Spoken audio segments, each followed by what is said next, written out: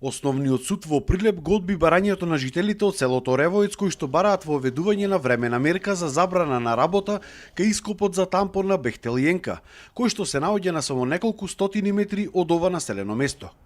Жителите ја обжалиле пресудата на апелација и очекуваат укинување на оваа одлука на Основниот суд од Прилеп. Па се надеваме дека апелациониот суд битола ќе обрне внимание на основот за донесување на привремената мерка заради обезбедување на непаричното побарување кое подразбира спречување на идна штета преку зачувување на изворите за вода за пиење, зачувување на животната средина и природата и здравјето на жителите. Жителите велат дека се разочарани од македонското судство, кое што и покрај сите докази дека тука не треба да има ископ, не донесува пресуда во интерес на граѓаните.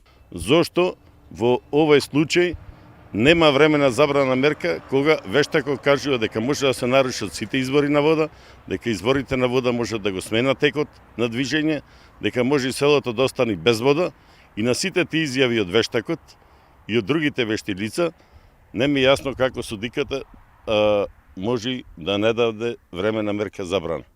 Еден извор на вода ни пробија, но сега деновиве има уште поголеми последици затоа што езерото во Плетвар, кој постои од памтивек, веќе го нема. Пресуши скроз. Од друга страна, жителите веќе оствариле одредени средби со новите институции и очекуваат вонсудска разврска на овој случај. Воспоставивме контакт со представници од Бехтелиенка,